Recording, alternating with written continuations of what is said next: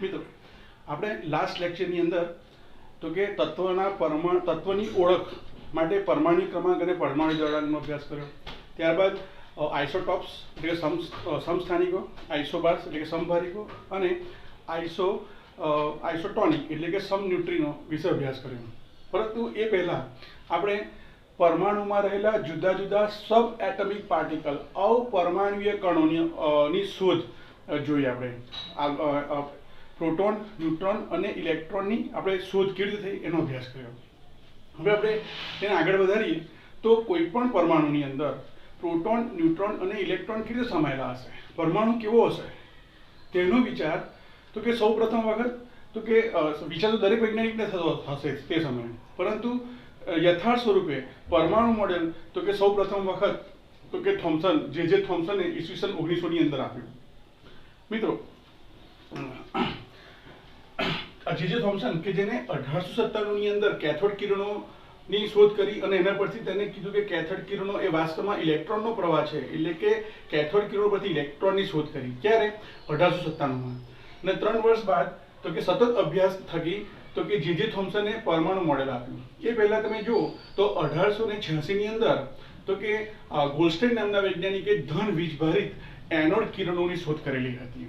આમ 1897 અથવા 1900ની સાલ સુધીમાં તો કે પરમાણુની અંદર તો કે 2 પ્રકારના તો કે પેરામીટર્સની શોધ થઈ હતી. એક તો કે ઇલેક્ટ્રોન છે અને બીજા ધન વીજભાર છે. ધન વીજભારિત કંઈક છે, પણ ધન વીજભાર અને ઋણ વીજભાર વિશેની માહિતી પ્રાપ્ત થઈ પરમાણુની અંદર આ 2 ઘટક તો છે. તો એના પરથી જે થોમ્સન છે એને કીધું કે પરમાણુ એ ગોળાકાર શેપ ધરાવે છે, ગોળાકાર આકાર ધરાવે છે, અને તેની અંદર જે ધન વીજભાર છે એ સમગ્ર પરમાણુની અંદર તો કે એક સરખા પ્રમાણમાં વિસ્તરેલો છે, બરાબર છે. અને ઇલેક્ટ્રોન છે એની અંદર એવી રીતે ગોઠવાયા છે કે જેને કારણે તો કે ધન વીજભાર અને ઋણ વીજભારનું જે બેલેન્સ છે એ તટસ્થતા જળવાઈ રહી, બરાબર છે. એની પરથી તો કે 2 ધારણાઓ આપી. શું કીધું એને? તો કે આ જે પરમાણુ છે એ સમગ્ર પરમાણુ ધન વીજભારિત ગોળો છે, એની આખી સપાટી ઉપર તો કે ધન વીજભાર છે, આની અંદર પણ બધે જ ધન વીજભાર છે, અને આ ધન વીજભારની વચ્ચે વચ્ચે છૂટાછવાયા તો કે ઇલેક્ટ્રોન ગોઠવાયેલા છે, બરાબર છે. બીજા નંબરની પોસ્ટ્યુલેટ તો કે પરમાણુની અંદર જેટલો ધન વીજભાર છે અને જેટલો ધન વીજભાર છે તેટલો જ ઋણ વીજભાર ધરાવતા ઇલેક્ટ્રોન તેની અંદર હાજર છે. એટલે કે ધન વીજભારનું મૂલ્ય અને ઋણ વીજભારનું જે કુલંબિક વેલ્યુ કહીએ આપણે એ કેવી છે તો એક સરખી છે. એટલે કે પરમાણુ એ વિદ્યુતીય રીતે કેવો છે? તટસ્થ છે. મિત્રો આ જે પરમાણુ નમૂનો છે થોમ્સનનો, બરાબર છે, એ તો કે બીજા અન્ય નામથી પણ ઓળખાય છે. Watermelon model, plum pudding model અને રેઝિન પુડિંગ મોડેલ. તો કે આ પુડિંગ શું છે? તો કે સામાન્ય રીતે તમે જ્યારે વેસ્ટર્ન કન્ટ્રીમાં જાઓ, ફોરેન કન્ટ્રીમાં, પશ્ચિમ દેશોના, તો ત્યાં જે સમાજ છે ત્યાંની જે સંસ્કૃતિ છે, બરાબર છે, તો એ ખ્રિસ્તી સંસ્કૃતિની અંદર એ ત્યાંની પશ્ચિમ સંસ્કૃતિની અંદર તો કે આપણે જે રીતે શુભ પ્રસંગે અથવા સામાન્ય દિવસોની અંદર કંસાર લાપસી, બરાબર છે, ભારતીય પ્રથાની અંદર તો કે ઉપયોગમાં લેતા હતા, બરાબર છે. ત્યારે ત્યાં આગળ પુડિંગનો તો કે ઉપયોગ કરવામાં આવતો હતો, બરાબર છે. એટલે કે બ્રેડમાંથી બનેલી એક કેક છે નાની કપ શેપની, અને એ પુડિંગ તરીકે ઓળખાય છે. અને પુડિંગની અંદર તો કે કેટલીક પ્લમ એટલે સુકાયેલા આલુ છે એના ટુકડા અંદર નાખેલા હોય છે અંદર. તો કે તમે જ્યારે કેકને તમે તોડો વચ્ચેથી તમારે છૂટાછવાયા તમને તો કે પ્લમના ટુકડા જોવા મળે. તે જ પ્રકારે પુડિંગ એટલે જે કપ કેક છે, બરાબર છે, એની અંદર તો કે દ્રાક્ષ નાખી તો એ પણ અંદર છૂટી છવાયેલી જોવા મળે, બરાબર છે. તો જે થોમ્સનનું પરમાણુ મોડેલ છે એ પ્લમ પુડિંગ અને રેઝિન પુડિંગના નામથી પણ ઓળખાય છે, નમૂના તરીકે પણ ઓળખાય છે. વોટરમેલન એટલે કે તરબૂચની વાત કરીએ તો તરબૂચની અંદર તરબૂચને જ્યારે કાપો છો તો અંદરની તરફ તો કે લાલ રંગનો આખો એક ફ્લેશ, એક ગર જોવા મળે, એક એનું માંસ જોવા મળે, બરાબર, ગર કહીએ ગુજરાતીમાં આપણે. અને એની અંદર તો કે છૂટાછવાયા પેલા તરબૂચના બી જોવા મળે.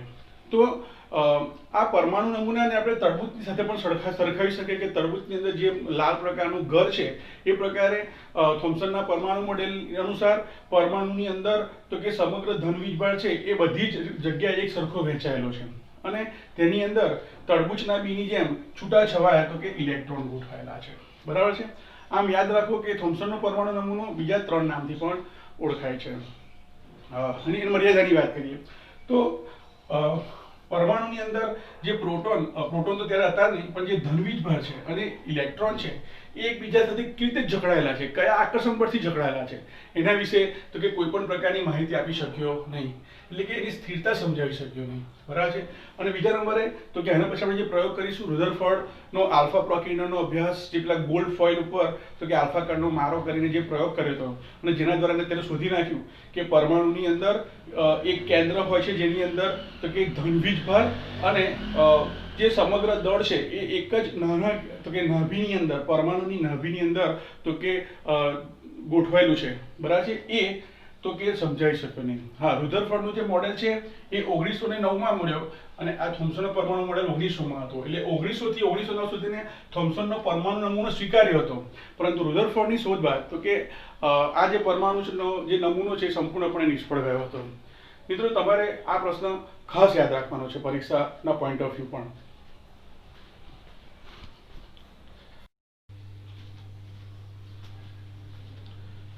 મિત્રો, આપણે થોમ્સનના પરમાણુ નમૂનાનો અભ્યાસ કર્યો.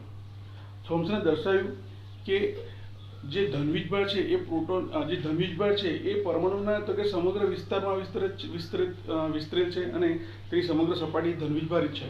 તેની અંદર પણ બધી જ જગ્યાએ ધનવીજ બળ છે અને ધનવીજ ભારિત વિસ્તારની અંદર તો કે છૂટાછવાયા ઇલેક્ટ્રોન છે, બરાબર છે. હવે તો કે સર જે થોમ્સનને સરની ઉપાધિ આપવામાં આવી કારણ કે તેને સૌ પ્રથમ વખત પરમાણુનું મોડેલ નક્કી કર્યું, બરાબર છે. એક પહેલી વખતનો એક ક્રાંતિકારી વિચાર આવ્યો કે પરમાણુ કેવો હશે અને એના મનમાં તો કે જે થોમ્સન છે એ સર જે થોમ્સનના નામથી ઓળખાયા. એક તો કેથોડ કિરણોને કારણે પણ ખરું છે. બીજા નંબરે તો કે સર જે થોમ્સનનો જ વિદ્યાર્થી રુધરફોર્ડ તો કે એને પણ તો કે આ ફિલ્ડમાં વધારે અભ્યાસ કર્યો કે પરમાણુ કેવો હોવો જોઈએ, એના માટે એને ખૂબ ડિટેલમાં અભ્યાસ કર્યો. રુધરફોર્ડ ખૂબ જ પૈસાદાર વ્યક્તિ હતો તે સમયે, બરાબર છે. અને એને પોતાની આખી લેબોરેટરી બનાવેલી હતી અને જેની અંદર એને તે પોતે તો કે પોતાની અંડરમાં તો કે સ્ટુડન્ટ્સને પીએચડી કરવા માટે, બરાબર છે, ગાઈડ તરીકે તો કે તે કામ કરતો હતો યુનિવર્સિટીની અંદર. તો રુધરફોર્ડે તો કે પોતાના બે જે પીએચડી કરનારા જે સ્ટુડન્ટ્સ હતા, હેન્સ ગાયગર અને અર્નેસ્ટ માર્સડન, બરાબર છે, આ બે વૈજ્ઞાનિકોને એટલે આ જે બે વૈજ્ઞાનિકો થયા તેમને તો કે આલ્ફા રેડિયેશન ઉપર તો કે અભ્યાસ કરવા પ્રેરતા હતા. અને આ બે વૈજ્ઞાનિકોએ રુધરફોર્ડના માર્ગદર્શનની અંદર તો કે ગોલ્ડ ફોઇલ, સોનાના વરખ પર તો કે આલ્ફા રેડિયેશનનો મારો ચલાવીને, બરાબર છે, કેટલાક અવલોકનો નોંધ્યા અને એ અવલોકનો પરથી રુધરફોર્ડે તારણો કાઢ્યા. હવે ધ્યાન આપજો, અહીંયા આલ્ફા કણ શું છે આપણે ભણી ગયા. આલ્ફા કણ એ શું છે તો કે આલ્ફા કણ એ હિલિયમનું ન્યુક્લિયસ છે. એટલે કે હિલિયમ પરમાણુ ક્રમાંક કેટલો છે 2 છે, બરાબર છે. એનો પરમાણુ દળ કેટલો છે 4 છે. એટલે કે પ્રોટોનની સાપેક્ષમાં 4 ગણું દળ ધરાવે છે. ધ્યાન આપજો, હાઇડ્રોજનની સાપેક્ષમાં, ત્યારે પ્રોટોન નહોતો તો હાઇડ્રોજનની સાપેક્ષમાં તો કે 4 ગણું દળ ધરાવે છે. સાથે સાથે એમાં એક પણ ઇલેક્ટ્રોન નથી. કેમ તો કે એની અંદર 2 પ્લસ એટલે કે 2 ઇલેક્ટ્રોન એટલે +2 ઉપરનો ચાર્જ છે, +1 2 ચાર્જ છે, બરાબર. આગળ લખીશું સમજ નહીં પડે, આમ લખી દઉં +2 ચાર્જ છે. એટલે આ હિલિયમનું ન્યુક્લિયસ કેવું છે તો કે હાઇડ્રોજનની સાપેક્ષમાં જોવા જઈએ તો એની અંદર તો કે જે દળ છે કેટલું છે તો કે ઘણું મોટું છે. એટલે હિલિયમ કેવો છે આપણે વાત કરેલી પ્રમાણે હાથી જેવો છે, ખૂબ જ મોટો છે પરમાણુની સાપેક્ષમાં, ન્યુક્લિયસની સાપેક્ષમાં, બરાબર છે. આપણે અત્યારે ન્યુક્લિયસ જાણીએ ત્યારે ખબર નથી, પણ ટૂંકમાં હિલિયમ કેવો છે તો કે ભારે દળ ધરાવતો અને પ્રચંડ ઉર્જા ધરાવતો. હવે હાથી જ્યારે દોડતો હોય અને વચ્ચે કોઈ પણ આવે તો એને ઇફેક્ટ કરવાનું જ કરવાનો છે. તો હિલિયમનું ન્યુક્લિયસ ધરાવતો જે આલ્ફા કણ છે એ શક્તિશાળી છે, બરાબર છે. અને એ ખૂબ શક્તિશાળી હોવાને કારણે એ કોઈના પર પણ જ્યારે ચડાય, બરાબર છે, ત્યારે તેને તે પોતે વિચલન પામે, કારણ કે એની ઝડપ કેટલી હશે, ખૂબ જ ફાસ્ટ હશે, ખૂબ જ વધારે ઝડપ હશે. તો ધ્યાન આપો અહીંયા તો કે જે પ્રયોગ કર્યો જેને આપણે આલ્ફા કણ પ્રકિરણના નામથી પણ ઓળખીએ છીએ અથવા સોનાના વરખનો પ્રયોગના નામથી પણ ઓળખીએ છીએ. તો અહીંયા તમે આ જે સેટઅપ છે એની અંદર તો કે આ એક બોક્સ છે જે લેડ ધાતુનું બનેલું છે. આપણે જોયું હમણાં કે આલ્ફા કિરણ હોય, બીટા કિરણ હોય કે ગેમા કિરણ હોય, લેડ ધાતુના ચોક્કસ જાડાઈ ધરાવતા તો કે સીટ પરથી તે પસાર થઈ શકતું નથી. એટલે આ લીડનું બોક્સ છે, જેની અંદર તો કે આપણે આલ્ફા કિરણ ઉત્પન્ન કરી શકે તેવું આપણે તો કે પદાર્થની અંદર મૂકેલો છે. તો લગભગ સામાન્ય રીતે ની અંદર રેડિયમ ધાતુનો ઉપયોગ કરવામાં આવેલો હતો. આ શું છે? તો કે રેડિયમ ધાતુ છે. હવે આ બોક્સને કારણે એની અંદર અહીંયા એક ખૂબ જ પાતળી જગ્યા રાખવામાં આવેલી છે, જેને કારણે એક જ દિશામાં આલ્ફા કિરણોનો મારો જોવા મળે. હવે તો કે અહીંયા એની સામે તો કે એક વર્તુળાકાર એક પરસ્પૂરક પડદો ગોઠવેલો છે, જેની ઉપર તો કે આલ્ફા કિરણો જ્યારે અથડાય ત્યારે ઝબકારો ઉત્પન્ન થાય તેવી રચના કરેલી છે. એની વચ્ચે તો કે 100 નેનોમીટર જાડાઈ ધરાવતા તો કે સોનાના વરખ એની વચ્ચે મૂકેલો છે. હવે ધ્યાન આપો, એ સોનાનો જ ઉપયોગ કેમ કર્યો? તો કે ગોલ્ડ, સોનું એક એવી ધાતુ છે કે જે મેક્સિમમ તો કે તેને પાતળી કરી શકાય છે, એટલે કે એ ડક્ટાઇલ નો ગુણ ધરાવે છે, બરાબર છે. એને ટીપીને ખૂબ જ તો કે પાતળી શીટ બનાવી શકાય છે અને તાર ખેંચી શકાય, એટલે ખેંચીને ખૂબ જ પાતળા તાર બનાવી શકાય છે, બરાબર છે. માટે અહીંયા ગોલ્ડનો ઉપયોગ કરવામાં આવ્યો, ગોલ્ડ ફોઇલ અથવા સોનાની વરખનો ઉપયોગ કરવામાં આવ્યો. હવે તો કે જ્યારે આલ્ફા રેસ એક્ટિવ સોર્સમાંથી તો કે જ્યારે આલ્ફા કિરણોનું રેડિયેશન કરવામાં આવ્યું, ત્યારે આ આલ્ફા રેડિયેશન અથવા આલ્ફા કિરણોનો જે પ્રવાહ છે એ તો કે સોનાના વરખ પર અથડાય, અને સોનાના વરખ પર અથડાવાથી તે તો કે અવલોકન કરવામાં આવ્યું કે આ જે ઝિંક સલ્ફાઇડનો પ્રસ્ફુરક પડદો છે તેની ઉપર તો કે તીવ્ર ઝબકારો જોવા મળતો હતો.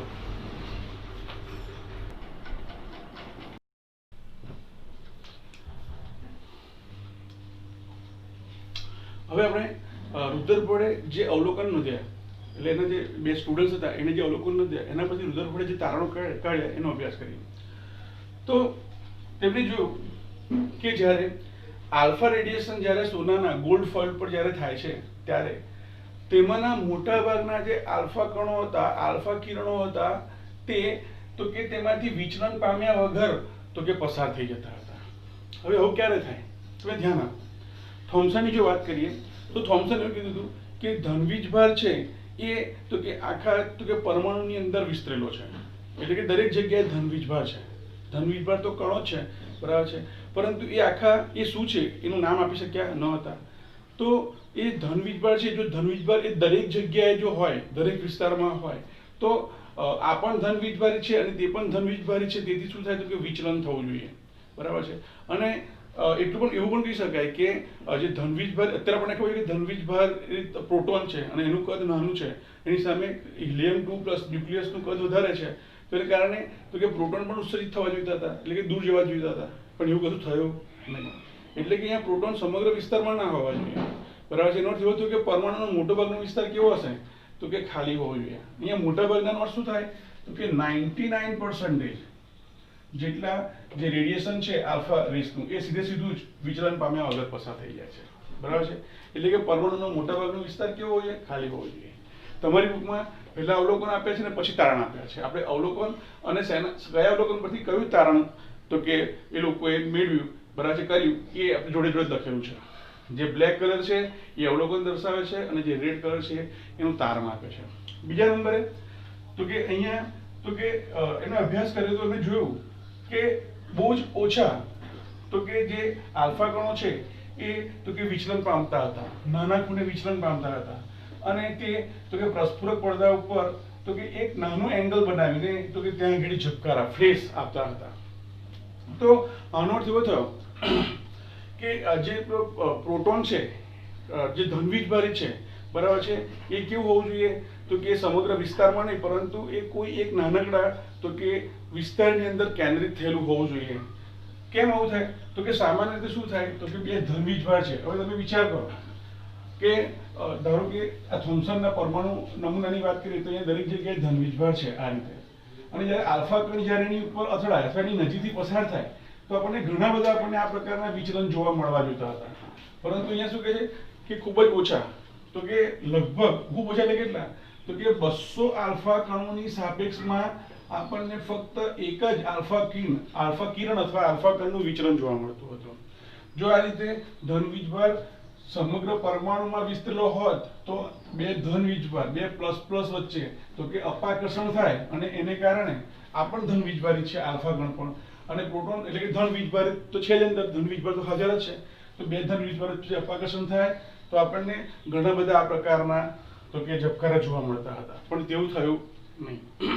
ત્રીજા નંબરે તો કે ખૂબ જ ઓછા પ્રમાણમાં, ઓછા એટલે કેટલા તો કે 20,000 આલ્ફા કણોની સાપેક્ષમાં અથવા કિરણોની સાપેક્ષમાં ફક્ત એક આલ્ફા કિરણ તો કે તે 180 ડિગ્રી રિવર્સ બાઉન્સ થતું હતું, પાછું તો કે બેક રિફ્લેક્ટ થતું હતું પાછળ પોતાની જ દિશામાં, જે દર્શાવે છે કે તમે જુઓ હિલિયમનું કદ છે એ કેવું છે, મોટું છે, જાયન્ટ છે. હિલિયમનું કદ કેવું છે, જાયન્ટ છે. અને અત્યારે પણ ખબર છે પ્રોટોનનું કદ કેવું છે તો કે એની સાપેક્ષમાં નાનું છે. અહીંયા તો કે પ્રોટોન, બે પ્રોટોન છે, અહીંયા એક પ્રોટોન છે, એટલે હિલિયમનું કદ કેવું છે વધારે, અત્યારે આપણને ખબર છે. હા, પણ સમજો હવે આ હિલિયમનું કદ વધારે હોય અને પ્રોટોન ના થાય તો પ્રોટોન વિચલિત થવો જોઈએ તે જગ્યાએથી, પણ ની જગ્યાએ શું થાય છે તો કે હિલિયમના કણો વિચલિત થાય છે. એનો અર્થ એવો થયો કે હિલિયમના કદ કરતાં પણ વધારે દળ ધરાવતા, વધારે માસિવ, બરાબર છે, તો કે જે દળ છે એ દળ હોવું જોઈએ જેને કારણે એ અથડાઈને પાછું ફરે છે. આપણે વાત કરીએ હાથીની, તો હાથી હોય અને સામે બીજો હાથી હોય તો બંનેને અસર થાય, બંને થોડા વિચલન પામે. પણ હવે 10 હાથીઓનું ઝુંડ હોય અને એટલે એક હાથી આમ બલ્કમાં એક 10 હાથીને ભેગો કરતા એક બનતો હાથી છે, ડાયનોસોર, ઇમેજિન કરો જસ્ટ, અથવા ભૂતકાળમાં જે મેમથ હાથી હતા, બરાબર છે, કે જેના જે પેલા દાંત હતા એ જ અત્યારના હાથી જેટલા તો કે કદ હાથી જેટલા લાંબા હતા. એવા મેમથ હાથીને જ્યારે સામાન્ય હાથી અથવા તો શું થાય, મેમથ હાથી તો હલે પણ નથી જગ્યાએથી, પણ આપણો જે હાથી છે એ શું થશે તો કે પાછો બાઉન્સ થશે. તો તમે અહીંયા જુઓ, અહીંયા એ જ ઘટના જોવા મળે છે તો કે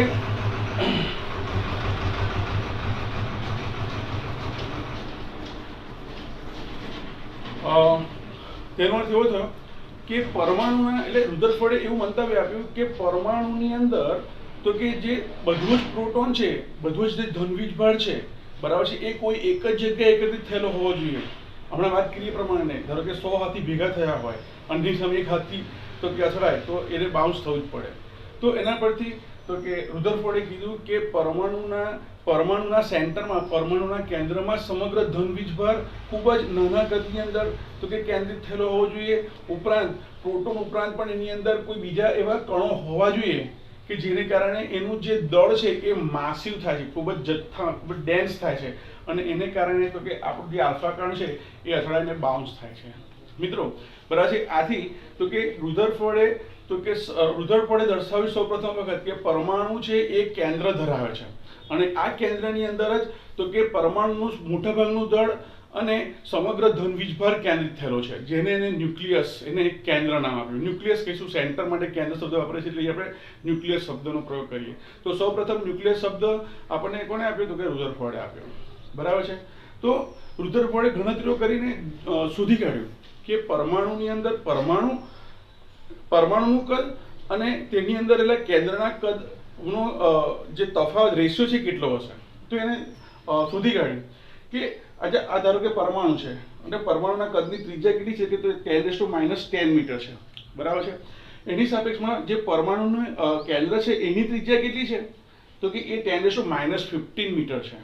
એને શોધી કાઢ્યું ગણતરીઓ કરીને, બરાબર છે. તો આપણે જસ્ટ એનો રેશિયો લઈએ તો radius of atom upon radius of nucleus બરાબર, એની રેડિયસ કેટલી છે એટમની તો કે 10⁻10 મીટર, અને એનું જે કેન્દ્ર છે એની ત્રિજ્યા કેટલી થાય છે તો કે 10⁻15 થાય છે, બરાબર છે. અહીંયા મીટર, બંને મીટર આવશે, મીટર કેન્સલ, આનો સિમ્પ્લિફાય કરશો તો કેટલો આવશે 10⁵ મીટર. એટલે એનો અર્થ એવો થયો કે આપણો જે પરમાણુ છે, બરાબર છે, એ પરમાણુના કેન્દ્રની ત્રિજ્યા કરતા તો કે 1,10⁵ નો અર્થ શું થાય, 1,00,000 ગણું મોટું ત્રિજ્યા ધરાવે છે. તો એક અંદાજ પ્રમાણે કહી શકાય કે જો આપણે આ તફાવત આપણે ધ્યાનમાં લઈએ તેની પરથી કહી શકાય કે જે ક્રિકેટનો દડો છે, આ ક્રિકેટના દડાને જો આપણે એનું કેન્દ્ર ગણી લઈએ તો તેની સાપેક્ષમાં જે પરમાણુ છે એની ત્રિજ્યા તો કે 5 કિલોમીટરની થશે, રાઈટ. તો તમારે આ પ્રશ્નને કરવાનો છે. જો પ્રશ્ન અધૂરો છે, બરાબર છે, આગળ સમજીએ પહેલા તો કે પ્રશ્ન શું છે સમજો. પહેલા તો શું કહે છે કે આલ્ફા કણ પ્રકીર્ણનનો પ્રયોગ, એટલે અહીંયા આપણે આલ્ફા કણને શું કરીએ છીએ ને, અહીંયા આલ્ફા કણ શું થાય છે તો કે અહીંયા પ્રકીર્ણન થાય છે, ડિસ્ક્રેટ થાય છે, બરાબર છે, છૂટા પડે છે, એને શું કહેવાય? ગુજરાતીમાં પ્રકીર્ણન કહેવાય. તો તમારી એક્ઝામ ઓરિએન્ટેડ પણ આ પ્રશ્ન અગત્યનો છે કે આલ્ફા કણ પ્રકીર્ણનનો પ્રયોગ સમજાવો, અને અથવા બીજો પ્રશ્ન આ રીતે પૂછાય કે રુધરફોર્ડનો પરમાણુનો કેન્દ્રીય નમૂનો સમજાવો. તો તમારે આટલું જ લખવાનું જ, પરંતુ આ તારણ પરથી તો કે જે રુધરફોર્ડ છે એને કેવું પરમાણુ મોડેલ આપ્યું, બરાબર છે, અને એની મર્યાદાઓ વિશે પણ લખવાનું છે, જેનો આપણે હવે અભ્યાસ કરીશું.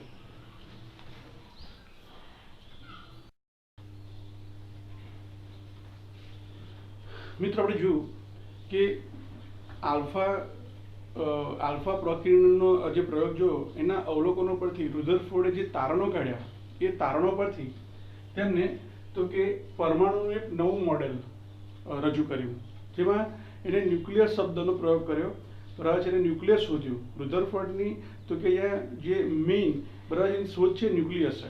માટે રુધરફોર્ડનો જે પરમાણુ નમૂનો છે એને આપણે રુધરફોર્ડના પરમાણુનો કેન્દ્રીય નમૂનો તરીકે ઓળખીએ છીએ. તો તેના અવલોકનો અને તારણો પરથી તેને જે પોસ્ચ્યુલેટ બનાવી, જે એને ધારણા કરી, બરાબર છે, જે અગત્યના જેને નેક્ટર કહીએ એના પ્રયોગનો એ કંઈક આ પ્રકારે હતું. તો કે પરમાણુનું જે મોટાભાગનું દળ છે અને જે ધનવીજભાર છે એ તો કે પરમાણુના ખૂબ જ નાના ભાગમાં, બરાબર છે, એટલે કે ડેન્સ, એને આપણે એવું કહીશું કે ડેન્સ, ઘનતાની દ્રષ્ટિએ શું કહેવાય? ડેન્સ, ખૂબ જ ઓછી જગ્યાની અંદર તે રોકાયેલું છે, બરાબર છે, અને કેન્દ્રની તો કે પરમાણુના કેન્દ્રમાં તે હોવું જોઈએ, બરાબર છે. આથી રુધરફોર્ડે તો કે પરમાણુના કેન્દ્ર માટે કે જ્યાં ધનવીજભાર અને તો કે પરમાણુનું મોટાભાગનું દળ કેન્દ્રિત થયેલું છે તેના માટે શબ્દ આપ્યો ન્યુક્લિયસ, બરાબર છે. આગળ શું કહે છે? તો કે પરમાણુની અંદર પ્રોટોન ધનવીજભાર તો છે જ અને ઇલેક્ટ્રોન પણ છે. તો જે થોમ્સન ના સમજાઈ શક્યો, થોમ્સનને તો કે થોમ્સનના પરમાણુ મોડેલની અંદર પ્રોટોન ધનવીજભાર અને ઇલેક્ટ્રોન વચ્ચે કયા પ્રકારના આકર્ષણ બળને કારણે તે જકડાયેલા છે એ સમજાવી શક્યો નહોતો. ત્યારે અહીંયા રુધરફોર્ડે કીધું કે ઇલેક્ટ્રોન અને કેન્દ્ર વચ્ચે તો કે ઇલેક્ટ્રોસ્ટેટિક એટ્રેક્શન ફોર્સ એટલે કે સ્થિર વિદ્યુતીય આકર્ષણ બળ રહેલું છે અને તેને કારણે તે એકબીજા સાથે જકડાયેલા છે. હવે મિત્રો યાદ રાખો, થોમ્સનના પરમાણુ મોડેલની અંદર તો કે બધી જ દિશામાં પ્રોટોન અને છૂટાછવાયેલા ઇલેક્ટ્રોન હતા, બરાબર છે. તો તેમની વચ્ચેના આકર્ષણ તો સમજાઈ શક્યો નહીં, બરાબર છે. હવે એને કીધું કે આકર્ષણ બળ છે, અને જો આકર્ષણ બળ હોય તો શું થાય? તો કે કેન્દ્રને પોતાની તરફ ખેંચવા માટે પ્રયત્ન કરે તો શું થાય? તો કે આ જે ઇલેક્ટ્રોન છે એ શું કરતા હોવા જોઈએ? તો કે કેન્દ્રની આસપાસ સતત ઘૂમતા હોવા જોઈએ. જો ઇલેક્ટ્રોન કેન્દ્રની આસપાસ ઘૂમે ના તો શું થાય? તો કે જે ધનવીજભાર છે ઇલેક્ટ્રોનને પોતાની તરફ ખેંચી લે અને તો કે પરમાણુનો નાશ થાય. એકોર્ડિંગ ટુ થોમ્સન્સ એટમિક મોડેલ આપણે એવું કહી શકીએ કે પ્રોટોન અને ઇલેક્ટ્રોન આસપાસમાં છે એમ કહી શકીએ, તો પ્રોટોન ઇલેક્ટ્રોનને ખેંચી લે જો સ્થિર વિદ્યુતીય આકર્ષણ બળ હોય તો એવું ના થાય એના માટે ઇલેક્ટ્રોન શું કરે? તો કે સતત ગતિ કરે છે. તો એના પરથી તો કે ત્રીજી ધારણા આપી, ત્રીજો મુદ્દો આપ્યો, બરાબર, પોતાના કેન્દ્રીય નમૂના માટે કે ઇલેક્ટ્રોન એ કેન્દ્રની આસપાસ ખૂબ જ ઝડપથી તો કે ગતિ કરે છે. આ કેન્દ્ર છે અને એની આજુબાજુમાં ઇલેક્ટ્રોન તો કે સતત ખૂબ જ પ્રચંડ વેગથી ગતિ કરે છે. હવે ધ્યાન આપો, તો અહીંયા બે પ્રકારના ફોર્સ ઉત્પન્ન થાય એ પહેલા સમજીએ. રુધરફોર્ડે જે પરમાણુ નમૂનો આપ્યો તેને સોલર સિસ્ટમ એટલે કે સૂર્યમંડળ આપણું છે બરાબર છે એની સાથેની સરખામણી કરી. માટે રુધરફોર્ડનો પરમાણુનો કેન્દ્રીય નમૂનો એ સોલર સિસ્ટમ મોડેલ તરીકે પણ ઓળખાય છે. રુધરફોર્ડે કીધું કે જે રીતે સૂર્યમંડળમાં સૂર્ય અને ગ્રહો વચ્ચે ગુરુત્વાકર્ષણ બળ છે અને એ ગુરુત્વાકર્ષણ બળને કારણે ગ્રેવિટેશનલ ફોર્સને કારણે બધા જ જે ગ્રહો છે એ સૂર્યની આજુબાજુ ફરે છે. હવે આપણે જાણીએ છીએ કે આ જે સૂર્ય છે એ બધા જ ગ્રહો અને સૂર્યને ભેગા કરીએ તો એનું જે દળ છે એ 100% ગણીએ તો 100% દળમાંથી 99% દળ કોની પાસે છે? સૂર્ય પાસે છે. અને એના સિવાયના 1% દળથી બાકીના તો કે પ્લેનેટ્સ બનેલા છે. આમ સૂર્ય એ શક્તિશાળી હોવાને કારણે કેન્દ્ર સ્થાને છે અને એની આજુબાજુમાં ગ્રેવિટેશનલ ફોર્સને કારણે બધા જ પ્લેનેટ, બધા જ ગ્રહોની આજુબાજુ સતત ઘૂમતા રહે છે. તો એના પરથી એને તારણ કાઢ્યું કે અહીંયા જે ઇલેક્ટ્રોન છે એ તો કે કેન્દ્રની આસપાસ વર્તુળાકાર પથમાં સતત ઘૂમ્યા કરે છે. તો ત્યાં આગળ એને એમ કહી શકાય કે પ્રવેગક કહેતા હતા આપણે ગુજરાતીમાં 9મા ધોરણની અંદર, બરાબર છે. તો બે પ્રકારનું આકર્ષણ બળ જોવા મળે, કેન્દ્રગામી અને કેન્દ્ર ત્યાગી. તો આ કેન્દ્ર ત્યાગી બળ છે, બરાબર છે, જેને આપણે સેન્ટ્રીફ્યુગલ ફોર્સ તરીકે પણ ઓળખીએ છીએ. આપણે ગુજરાતીમાં શું કહીશું? કેન્દ્ર ત્યાગી બળ. અને ઇલેક્ટ્રોન ઋણ વીજભારિત ઇલેક્ટ્રોન અને ધન વીજભારિત જે ધન વીજભાર છે, બરાબર છે, જેને આપણે અત્યારે પ્રોટોન કહીએ, ત્યારે પ્રોટોન શબ્દ હતો જ નહીં, બરાબર છે. તો તે બેની વચ્ચે શું જોવા મળે છે? તો તે બેની વચ્ચે જે ફોર્સ જોવા મળે છે, બરાબર છે, જેને આપણે શું કહીશું? તો કે સ્થિર વિદ્યુત આકર્ષણ બળ કહીશું. તો સ્થિર વિદ્યુત આકર્ષણ બળ અને કેન્દ્રત્યાગી બળ એક સમાન રહેતા હોવા જોઈએ, જેને કારણે એ સતત તો કે કેન્દ્રની આસપાસ ઘૂમ્યા કરે છે. પરંતુ જો કોઈ પણ સૂક્ષ્મ કણ જ્યારે વર્તુળાકાર પથ પર ઘૂમ્યા કરતો હોય ત્યારે એની દિશા સતત બદલાતી હોય. તમે જોઈએ સ્પર્શકની દિશા સતત બદલાતી રહે છે, બરાબર છે. અહીંયા આમ છે તો અહીંયા સતત બદલાતી રહેશે. અને જ્યારે દિશા બદલાતી હોય, બરાબર છે, તો એને કારણે તો કે એ પ્રવેગિત ગતિ કરે છે, તેમ કહેવાય. તો મેક્સવેલ નામના વૈજ્ઞાનિક થયો, બરાબર છે, લગભગ 1870, 75, 80 ની આસપાસના સમયમાં. આ થયું એ પહેલાના સમયની વાત છે. તો મેક્સવેલ નામના વૈજ્ઞાનિકે કીધું, હવે જો અહીંયા ગાડી આ સ્થિર વિદ્યુતીય આકર્ષણ બળ કેવી રીતે લીધું અહીંયા? તો કે ધારો કે ઇલેક્ટ્રોન પરનું જે વિદ્યુતીય બળ છે, આપણને ખબર છે કે ઇલેક્ટ્રોનનો વીજભાર કેટલો છે? કે 1.6022 × 10⁻19 કુલમ. અને કેન્દ્ર એટલે કે ધન વીજભારનો એકમ શું છે, એટલે યુનિટ શું છે, મૂલ્ય કેટલું છે વીજભારનું? Plus 1.6022 × 10⁻19 coulomb. એટલે આનું જે વીજભાર છે એને આપણે Q1 કહીએ અને આના વીજભારને આપણે Q2 કહીએ.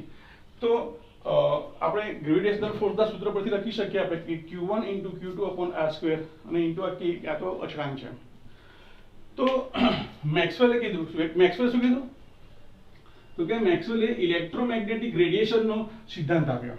એને એવું કીધું કે કોઈ પણ ચાર્જ પાર્ટિકલ છે, કોઈ પણ વીજભારિત કણ છે, એ જો સતત પ્રવેગિત ગતિ કરતો હોય, એટલે કે એની ગતિ સતત વધતી હોય, સતત દિશા બદલાતી હોય અને પ્રવેગિત ગતિ કરતો હોય, સતત તો કે એના વેગમાં વધારો થતો હોય, તો તે હંમેશા ઇલેક્ટ્રોમેગ્નેટિક રેડિયેશન એટલે કે વિદ્યુત ચુંબકીય પ્રકારના વિકિરણો પોતાના શરીરમાંથી ઉત્સર્જિત કરે. હવે ધ્યાન આપજો, અહીંયા ઇલેક્ટ્રોન તો કે સતત ગતિ કરે છે કે વર્તુળાકાર પથ પર, પરિણામે એમાં પણ શું થતું હશે? તો કે એની અંદર પણ ઇલેક્ટ્રોમેગ્નેટિક રેડિયેશન થતું હોવું જોઈએ. તો આ ઇલેક્ટ્રોમેગ્નેટિક રેડિયેશન એક પ્રકારની એનર્જી છે. તો આ એનર્જી ક્યાંથી મળી? તો કે એ પોતાના શરીરમાંથી, પોતાની જે ઝડપ છે એમાંથી એ તો કે એનર્જી રિલીઝ કરતો હોવો જોઈએ. એક સિમ્પલ તો કે સમજાવું તમને. તમે તો કે કોઈ એક કેન્દ્રને અનુલક્ષિતમાં સતત ગોળ ફર્યા કરો છો, તમારી ઝડપ સતત વધારો છો, બરાબર છે. તો શું થશે? તમારી બોડીમાંથી જે એનર્જી ઘટતી હશે.